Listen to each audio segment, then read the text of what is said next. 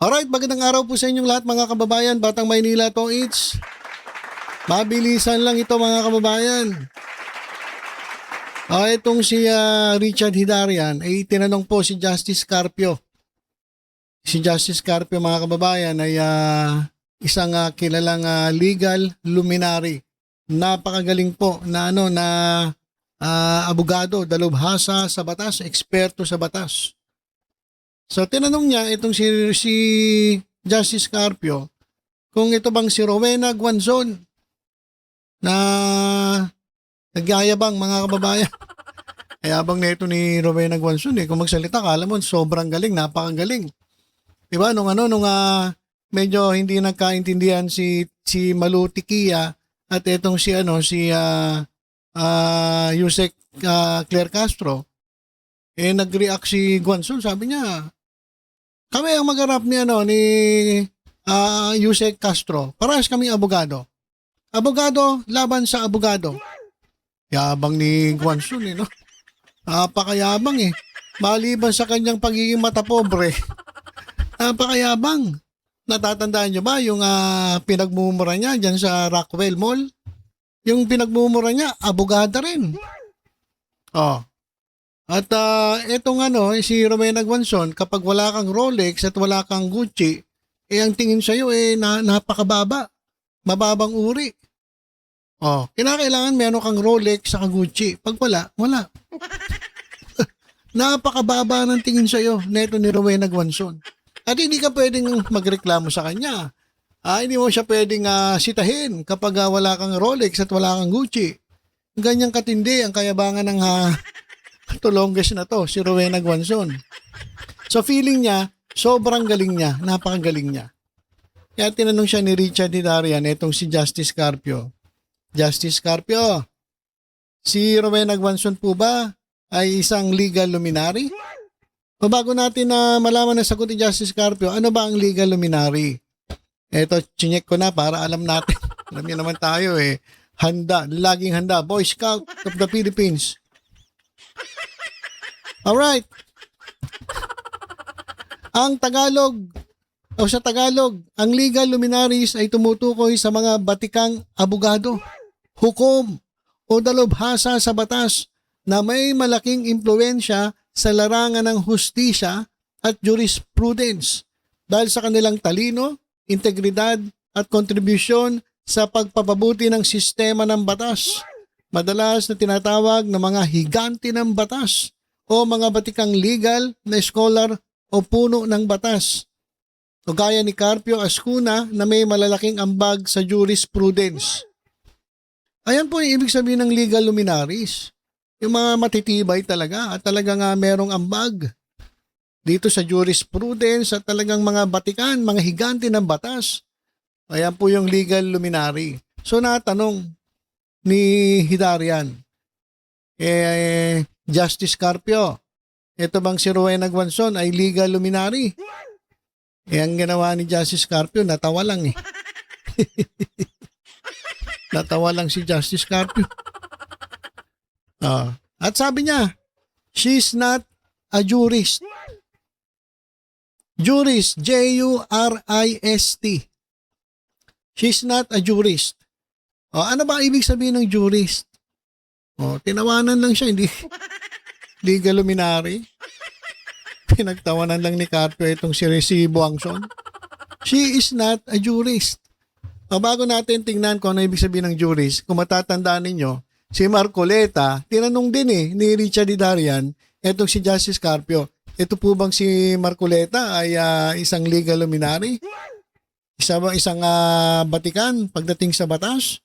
Isa bang higante ng mga batas? Kasi kung magsalita ito sa Senado, kala mo sobrang galing. Diba? Kung magdadakdak sa Senado, kala mo galing-galing, alam niya lahat at kinakalaban niya lahat. Kaya natanong ni Hidarian, itong si Justice Carpio, si Marcoleta po ba? Si Rodante Marcoleta, si Attorney Rodante Marcoleta ba, legal luminary? Sabi ni Justice Carpio. Etong si Marcoleta, siya yung nandun sa level, yung pinakamababang uri ng abogado. Grabe naman siya. Sa pinakamababang uri, pinaka-lowest level ng abogado, ang yabang-yabang doon sa Senado. Oh, sabi yun ni Justice Carpio. Tapos eto naman, si Rowena Guanzon, pinagtawanan niya lang.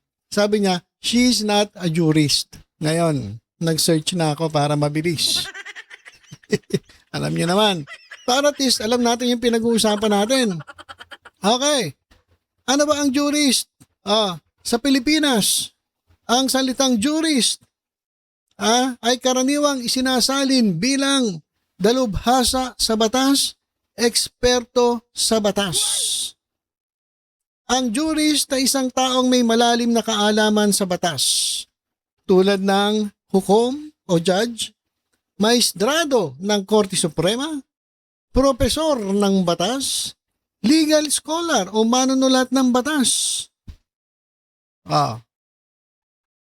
Hindi lang basta abogado. Ito si Rowena Guanzon, abogado. Abogado lang. Hanggang dun lang. Pero hindi siya jurist. Ibig sabihin, hindi siya dalubhasa sa batas. Hindi siya eksperto sa batas ayon mismo kay Justice Carpio. Ulitin ko. Ang mga jurist ay isang taong may malalim na kaalaman sa batas tulad ng hukom o judge, maestrado ng Korte Suprema, propesor ng batas, legal scholar o manunulat ng batas. Hindi lang basta abogado. Ang jurist ay kinikilala dahil sa husay, karanasan, at kontribusyon sa pag-aaral o pagpapaunlad ng batas. Ayan po yung jurist. Etong si Rowena Guanzon daw, tinanong, legal luminary po ba yan? Yan po ba ay yan po ba ay batikang abogado po ba ito? O sabi ni Carpio, tinawanan niya lang. At sabi niya, hindi nga yan jurist. J-U-R-I-S-T. Hindi nga siya dalubhasa sa batas. Hindi nga siya eksperto sa batas. Hindi lang po, porque abogado ka, jurist ka na.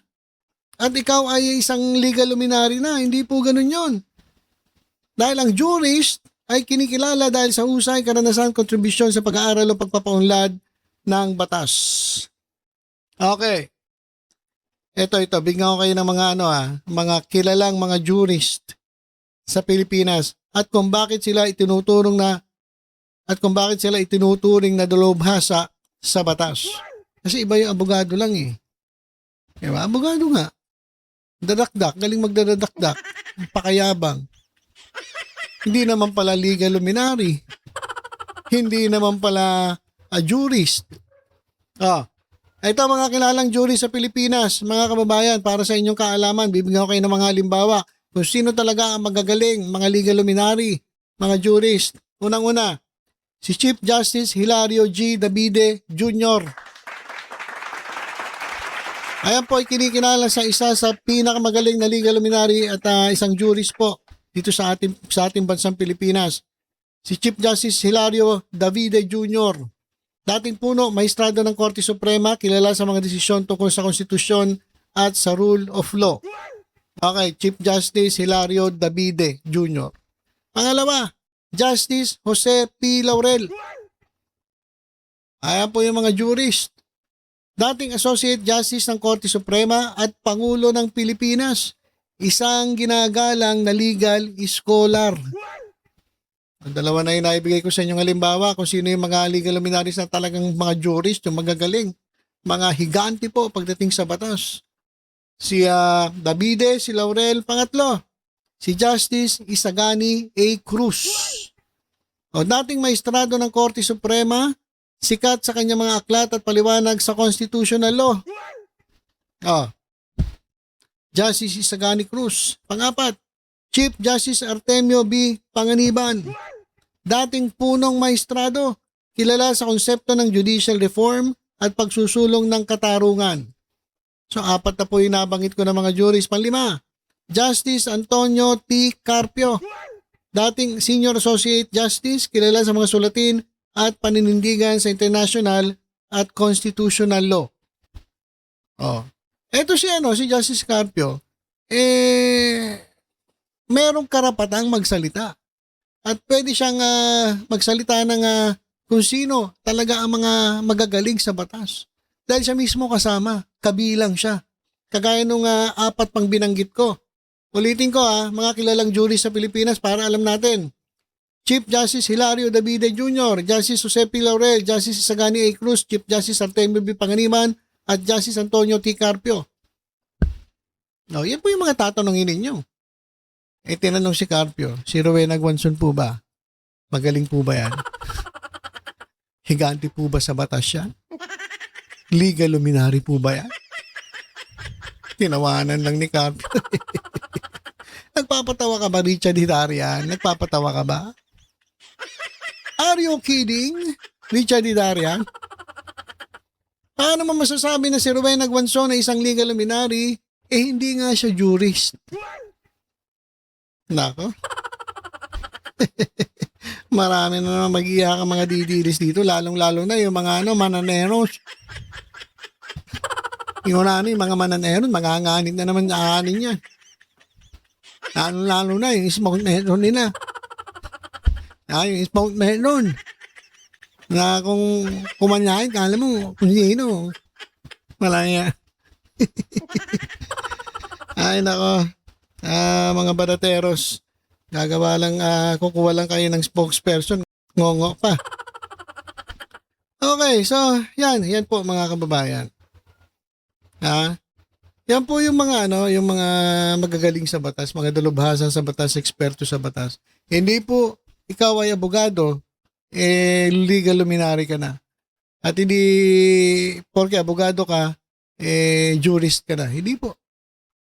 Yan po yung may mga karapatang talagang magagaling na abogado magsalita. Iba. Wala, puro yabang lang. Puro pagyayabang, puro pagmamalaki. Kala mo kung sino. Biro mo, nag-ahamon pa, hinahamon pa si Claire Castro. Hindi naman pala siya legal luminary.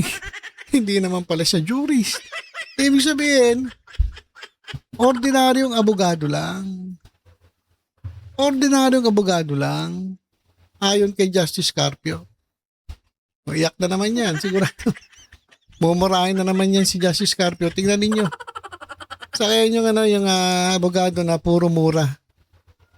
Diba? Puro mura yan eh. Tapos hindi raw siya DDS. Hindi naman ako DDS eh. Sino nagsabi sa yung DDS ako? Di ba kakamping ka ko? Kakamping. Wala ako nakikita o nabalitaan na isang kakamping na nagbumura. Ang alam ko nagbumura mga DDS lang. So DDS ka. At kapag kinalabang ka, ang gagawin mo, i-red tag mo. O gawain ng DDS yun. So DDS ka. Idinidinay mo pa na DDS ka? Wala. Ganyan ang level. Ayon kay Justice Carpio, itong si Rowena Guanzon, ay mababang level na abogado. Pero apakayabang. Okay. So ilang mo na mga kababayan na i-share ko lang. Para medyo manahimik itong Rowena Guanzon na to. Apakayabang kasi. Kay Justice Carpio, supalpal mga kababayan. Supalpal. Hindi daw siya isang jurist, isang dalubhasa sa batas, isang eksperto sa batas. Siya lang ay abogadong maraming butas. Mayabang lang, puro dakdak. So ilan po muna mga kababayan, maikli lang po ito. Na-share ko lang po sa inyo para sana manahimik itong Guanzon na to. Napakahambog eh. Sino-sino ang hinahamon, kala mo kung sino. Mas maganda pag abogado ka, manahimik ka lang. Mag-aral ka lang na mag-aral hanggat maging katulad ka ng mga jurist, ng mga nabanggit ko, mga magagaling na abogado. Kasama na si Justice Carpio. Yung mga magagaling tahimik eh. Yung mga walang yung mga ordinaryo lang, yung mayayabang eh. Ba't kaya gano'n, no? Kung sino pa yung mga mababang level, yung pa yung maiingay. Dapat humble ka lang. Di ba? Tinatawanan ka lang ni Justice Carpio. Kaya ka. Okay, yun lang po muna mga kababayan. Abang-abang po tayo sa mga susunod pang updates. Basta tutok-tutok lang po dito sa Batang Maynila Toits. Ingat po tayong lahat. God bless po.